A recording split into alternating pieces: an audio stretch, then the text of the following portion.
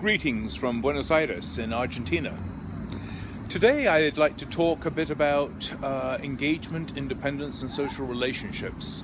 The three foundations of learning, as I've described them before. These three constructs in children's functioning have been the focus of the routines-based interview and of much of our work over many years in the routines-based model.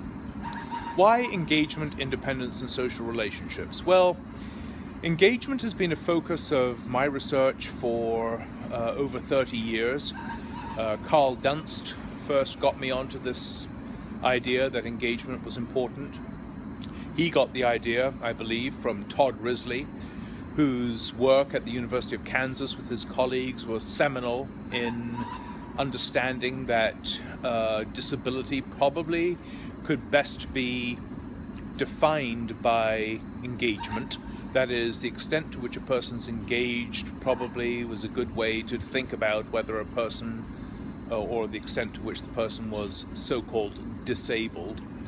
And actually that's come full circle with the International Classification of Functioning, where engagement or participation is a defining feature of functioning, according to the ICF-CY.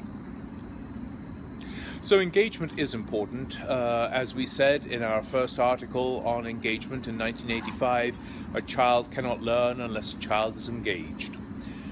It's unfortunate that in the United States and elsewhere, engagement doesn't get more play, but that's probably because engagement is not a construct that can be tested.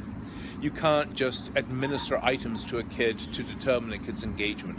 You have to observe a child over time or interview the people who have the opportunity to observe the child over time. And so, of course, it ends up not being a tested construct and therefore, in the United States, not being paid attention to sufficiently. But engagement is absolutely necessary and probably defines how well a child functions.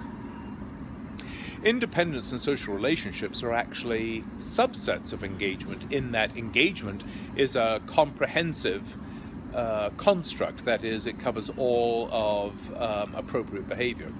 So independence is one aspect of engagement, and clearly it defines the extent to which a child can do things on his or her own. Something that most people want for their children, and something that we have to be careful to be culturally and individually sensitive to, because not all families believe that independence by a child is as important as other families do.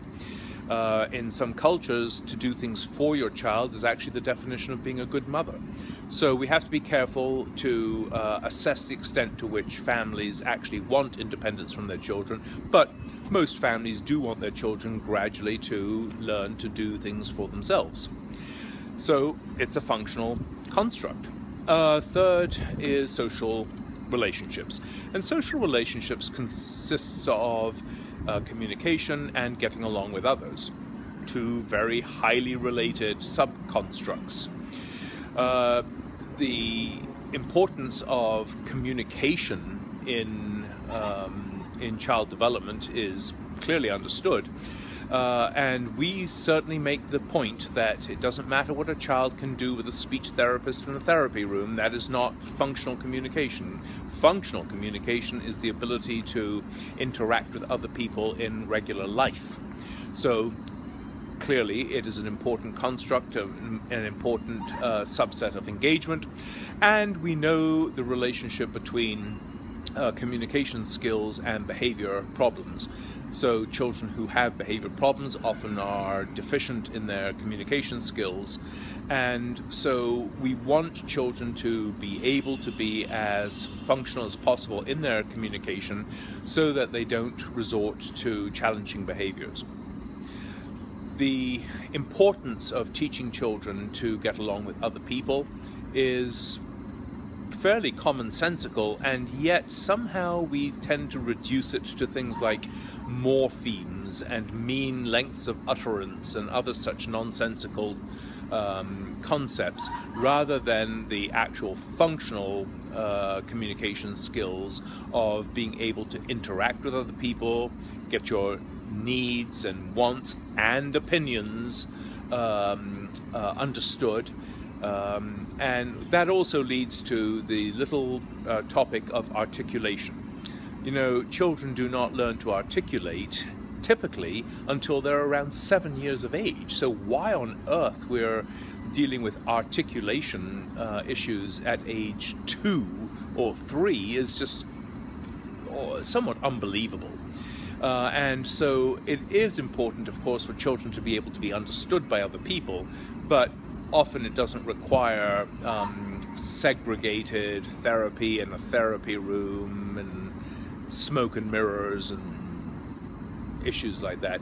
So actually good speech-language pathologists know how to give suggestions to regular caregivers on how to help children learn to speak in ways that they can be understood by other people. So if we want to do good things for young children with special needs, or just young children in general, we should concentrate on engagement, independence, and social relationships, if only they were the 3 federal child outcomes. Okay, from Buenos Aires, hasta la vista. Ciao.